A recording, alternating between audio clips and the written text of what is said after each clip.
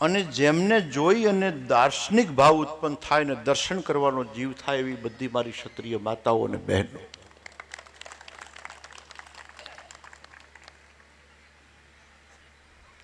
વિષયનો પ્રારંભ કરતા પહેલા કહી દઉં કે હવે એક જ આ ક્ષત્રાણીઓ જ સંપૂર્ણ ડ્રેસમાં જોવા મળે છે, વેશભૂષામાં જોવા મળે છે. સંસ્કૃતિનો જાણે કે કોઈ છેલ્લો એક અંશ બાકી હોય એવું લાગ્યા કરે. નહીતર એરપોર્ટ ઉપર જ્યારે અમે જઈએ છીએ ત્યારે અમારે લાશ કાઢવી પડે, અમારે લાજ કાઢવી પડે એવી સ્થિતિ થઈ ચૂકી છે. એટલે મારા વિષયનો પ્રારંભ કરું એના પહેલા હું તમને કહી દઉં કે ગમે તે ભોગે પણ શાસ્ત્રત્વને જાળવો. ગમે તે ભોગે અને ગમે એટલી મોટી કિંમત ચૂકવવી પડે પણ શાસ્ત્રત્વને જાળવો.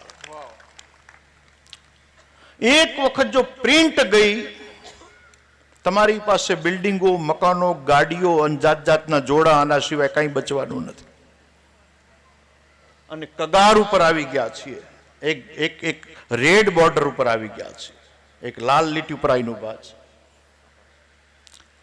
તો દ્વાર છે ને, આપણે ત્યાં દ્વાર શબ્દ વારંવાર આવે છે. અનેક દ્વારો છે ભારતીય સંસ્કૃતિમાં, દ્વારના કેટલાય પ્રકારો લખ્યા છે. પણ એમાં મુખ્ય જે જેના 4 પ્રકાર છે. દ્વાર એટલે દરવાજો. 4 પ્રકારના દ્વાર કીધા છે. એક દેવ દ્વાર છે, દેવ દરવાજો કહી શકાય, જેને દેવ દ્વાર કહેવાય છે. તમારી બધી જ શક્તિ ખૂટી પડે,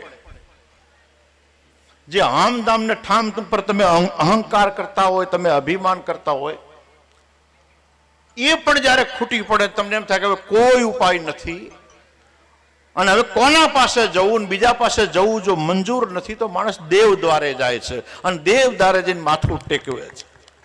એ જોગમાયા હોય, ભગવાન હોય, ભોળોનાથ હોય, વિષ્ણુના અવતાર હોય, એ હાથ જોડીને કહે છે કે હવે ક્યાંય બીજો ઉપાય નથી. એટલે એક છે આપણે ત્યાં દેવ દ્વાર કહેવાય છે. દેવ દ્વારને આપણે ત્યાં સર્વોપરી કીધો છે. અને એવો કોઈ વ્યક્તિ નહીં હોય કે જેણે દેવ દ્વાર આગળ જઈને કંઈક નહીં માગ્યું હોય.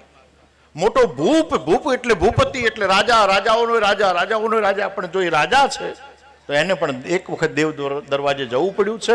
દેવ દરવાજે જઈને એક વખત એને કંઈક નું કંઈક બાગવું પડ્યું છે કે દૈવત્વને પકડી રાખજો. જ્યારે તમને એમ લાગે ક્યાંય જવા પડવું નથી, તો એક દરવાજો હોય છે જેને દેવ દ્વાર કહે છે, દેવનો દરવાજો છે. એના પછી એક છે રાજદ્વાર. આ દરવાજાનો એક બીજો પ્રકાર છે. બધા ક્ષત્રિયોને ભલામણ કરું છું કે રાજદ્વારમાં જેને તેને પ્રવેશ મળતો નથી.